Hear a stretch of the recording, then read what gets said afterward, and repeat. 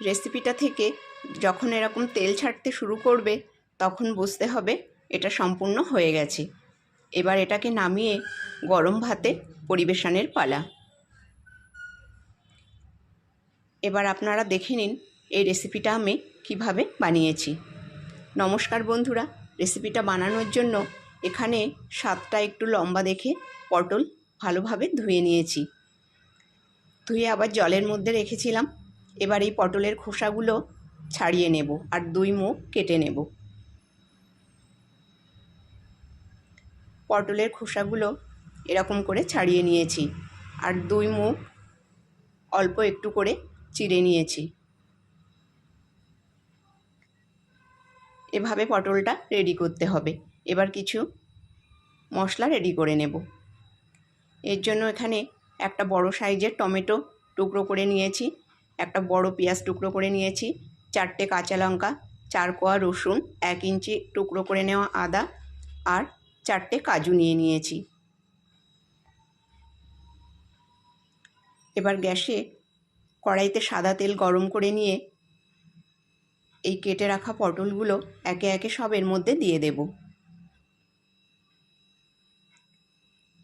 পটলগুলো সব দিয়ে হালকা করে এগুলো ভেজে নেব।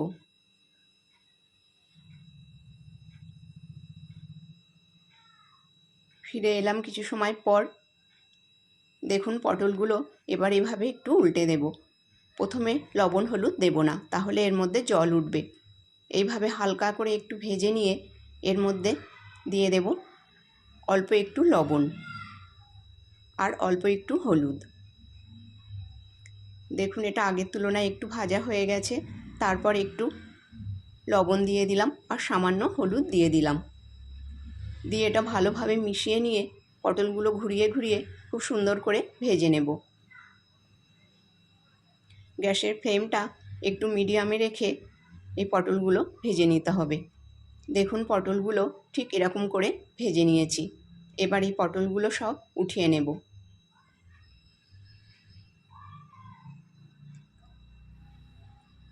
এই পটলগুলো সব ওঠানো হয়ে গেলে এই তেলের মধ্যেই দিয়ে দেব 5 ফোড়ন, তেজপাতা আর শুকনো লঙ্কা। ফোড়নটা একটু ভাজা হয়ে গেলে এর মধ্যে দিয়ে দেব পিষে নেওয়া মশলা।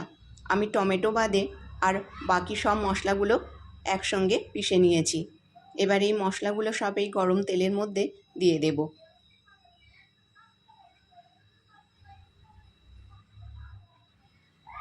দেখুন সব মশলাগুলো দেওয়া হয়ে গেছে। এবার এটা ভালোভাবে একটু মিশিয়ে একটু ভেজে নেব। মশলাটা এইভাবে বেশ কিছু সময় ধরে একটু কষিয়ে নিতে হবে।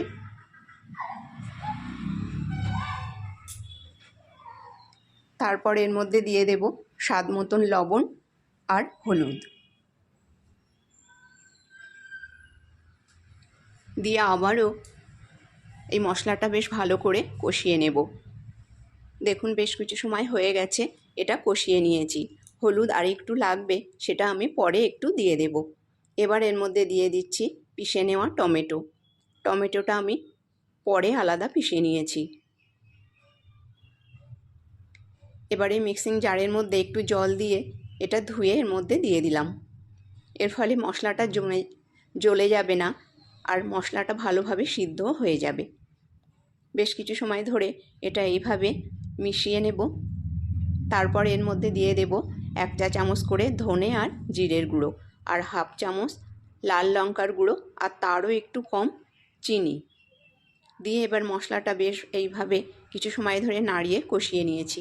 যখন মশলা থেকে এরকম তেল ছাড়তে শুরু করবে তখন এর মধ্যে একটু কাশ্মীরি লাল লঙ্কার গুঁড়ো দিয়ে দিলাম। দিয়ে ভালোভাবে মিশিয়ে নিলাম। এবার এর মধ্যে দিয়ে দেব 3 টেবিল চামচ টক দই।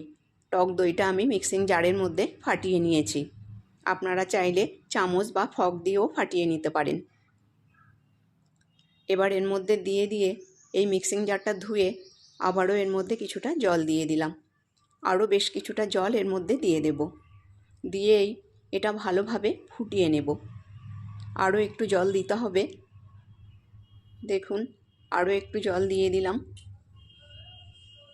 এবার এই গ্রেভিটা ফুটে উঠেছে, বেশ কিছু সময় হয়েছে।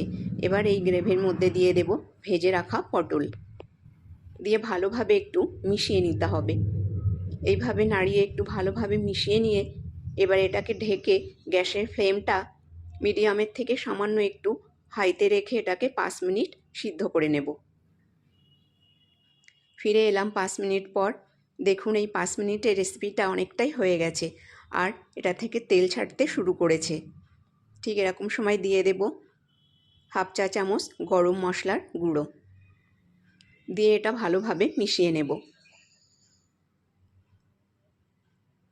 এইভাবে মিশিয়ে নিয়ে আবারও এটাকে মিনিট 2 মতন ফুটিয়ে নেব।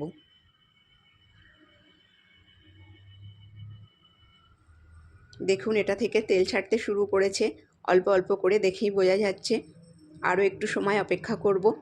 দেখুন আর একটু সময় অপেক্ষা করার পর মশলাটা থেকে উপরে তেল ছাড়তে শুরু করেছে আর তেলটা উপরে ভেসে আসছে। দেখুন তখন বুঝতে হবে যে রেসিপিটা হয়ে গেছে। এবার এটাকে নামিয়ে গরম ভাতে পরিবেশন করতে হবে আর এটাকে ঠিক এরকম সময় নামিয়ে নিতে হবে, তা না হলে ঠান্ডা হয়ে গেলে বেশি ঘন হয়ে যাবে। বন্ধুরা, আমার আজকের এই রেসিপিটা যদি আপনাদের ভালো লেগে থাকে তাহলে লাইক, শেয়ার এবং চ্যানেলটাকে সাবস্ক্রাইব করে পাশে থাকবেন। ধন্যবাদ।